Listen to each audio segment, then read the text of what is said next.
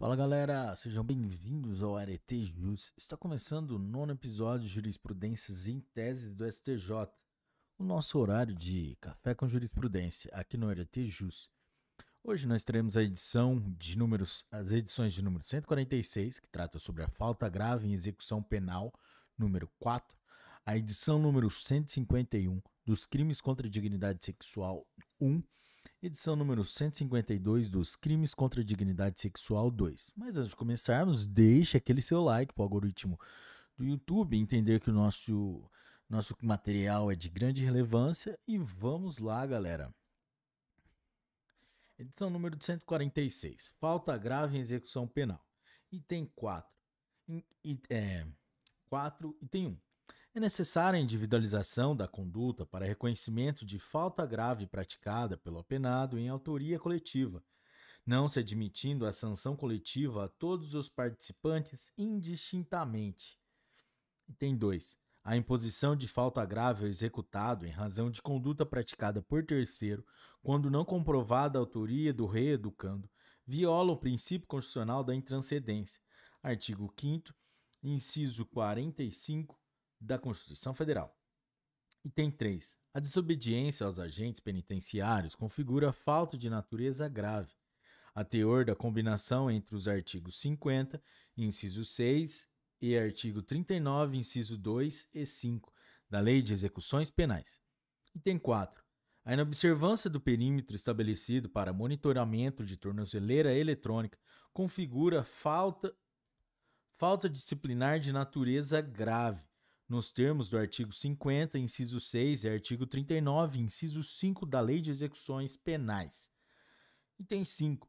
A utilização de tornozeleira eletrônica sem bateria suficiente configura falta disciplinar de natureza grave, nos termos do artigo 50, inciso 6 e artigo 39, inciso 5 da Lei de Execuções Penais. Item 6. O rompimento da tornozeleira eletrônica configura falta disciplinar de natureza grave, a teor do artigo 50, inciso 6 e artigo 146, inciso 146C da Lei 7.210 de 1989, Lei de Execuções Penais. Item 7. A fuga configura falta grave de natureza permanente, porquanto o ato de indisciplina se prolonga no tempo até a recaptura do apenado. Item 8. O marco inicial da prescrição para apuração de falta grave em caso de fuga é do dia da recaptura do foragido. Item 9. A falta grave pode ser utilizada a fim de verificar o cumprimento do requisito subjetivo necessário para a concessão de benefícios da execução penal. Item 10. A prática de falta grave no curso da execução penal constitui fundamento idôneo para negar a progressão de regime, ante a ausência de preenchimento do requisito subjetivo. Item 11. O cometimento de falta disciplinar de natureza grave no curso da execução penal justifica a exigência do exame criminológico para fins de progressão de regime. Item 12. Os efeitos da prática de outra infração penal no curso do livramento condicional submetem-se às regras próprias deste benefício e, portanto, não se confundem com os consectários legais da falta grave. Item 13. A falta disciplinar grave impede a concessão do livramento condicional, por evidenciar a ausência do requisito subjetivo relativo ao comportamento satisfatório durante o resgate da pena, nos termos do artigo 83, inciso 3 do Código Penal. Item 14. O cometimento de falta grave é motivo idôneo para o indeferimento do benefício da saída temporária, por ausência de preenchimento do requisito subjetivo. Item 15. A falta grave disciplinar deve ser sopesada pelo órgão jurisdicional na análise do requisito subjetivo para fins de concessão do trabalho externo, nos termos do artigo 37 da Lei de Execuções Penais. Item 16. Consoante a previsão dos artigos 50, inciso 6 e artigo 39, inciso 5 da Lei de Execuções Penais, configura falta grave a recusa pelo condenado à execução de trabalho interno regularmente determinado pelo agente público competente, não havendo que se confundir o dever de trabalho, referendado pela Convenção Americana de Direitos Humanos, artigo 6º, com a pena de trabalho forçado, vedada pela Constituição Federal, Artigo 5º, inciso 48, a linha C. Item 17. A falta disciplinar de natureza grave praticada no período estabelecido pelos decretos presidenciais que tratam de benefícios executórios impede a concessão de indulto ou de comutação da pena, ainda que a penalidade tenha sido homologada após a publicação das normas. Item 18. A prática de falta grave durante a execução permite a regressão do regime da pena per salto. Artigo 118, inciso 1 da Lei de Execução Penal, sendo desnecessária a observância da forma progressiva estabelecida no artigo 112 da mesma lei. Edição número 151, dos crimes contra a dignidade sexual 1. Item 1º. É facultado aos tribunais de justiça atribuir às varas da infância e da juventude competência para processar e julgar crime de natureza sexual praticados contra crianças e adolescentes. Item 2. Em delitos sexuais, comumente praticado às ocultas, a palavra da vítima possui especial relevância, desde que esteja em consonância com as demais provas acostadas aos autos. Item 3. Os crimes de estupro e atentado violento ao pudor praticados antes da edição da Lei 12.015 de 2009, ainda que em sua forma simples, configuram modalidades de crime hediondo. Item 4. Os crimes de estupro e de atentado violento ao pudor foram reunidos em um único dispositivo após a edição da Lei nº 12.015 de 2009, não ocorrendo abolício crimes do delito do artigo 214 do Código Penal, diante do princípio da continuidade normativa. Item 5.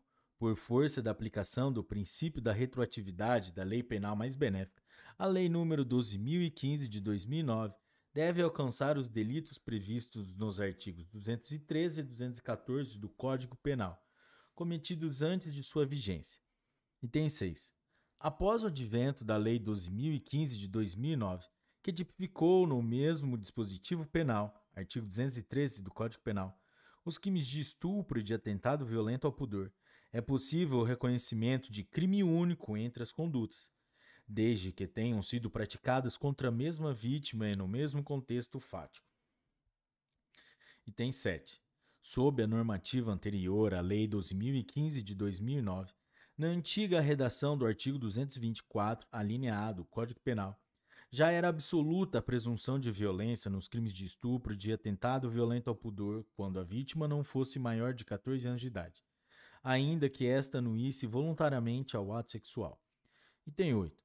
O crime de estupro de vulnerável se configura com a conjunção carnal ou prática de ato libidinoso com menor de 14 anos, sendo irrelevante eventual consentimento da vítima para a prática do ato, sua experiência sexual anterior ou a existência de relacionamento amoroso com o agente.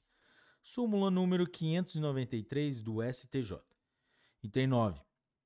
O estado de sono que diminua a capacidade da vítima de oferecer resistência caracteriza a vulnerabilidade prevista no artigo 217-A, parágrafo 1º do Código Penal.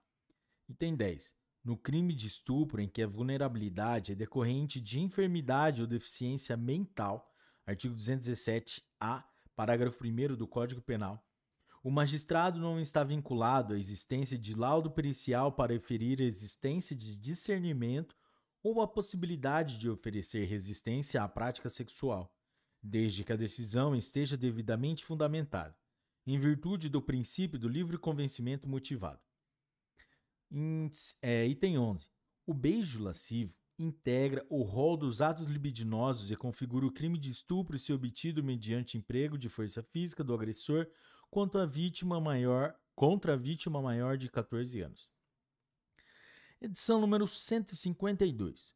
Dos crimes contra a dignidade sexual. 2. Item 1º.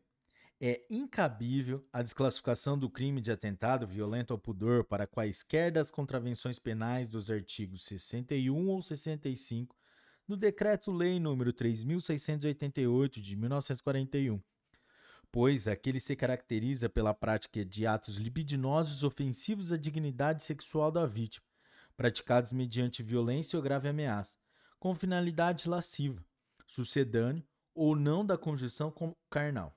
evidenciando-se com um contato físico entre agressor e ofendido. Item 2.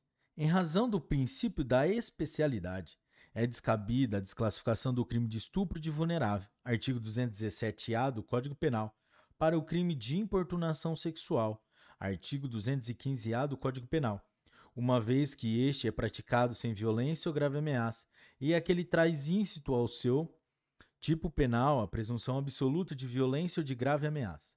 Item 3.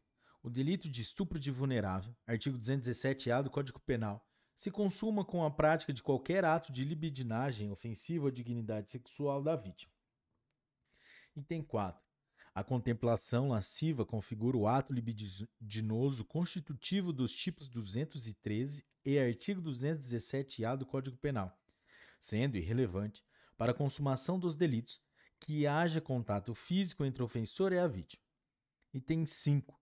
É possível a configuração do crime de assédio sexual, artigo 216-A do Código Penal, na relação entre professor e aluno. Item 6. A prática de crime contra a dignidade sexual por professor faz incidir a causa de adiamento de pena prevista no artigo 226, inciso 2 do Código Penal, por sua evidente posição de autoridade e ascendência sobre os alunos. Item 7.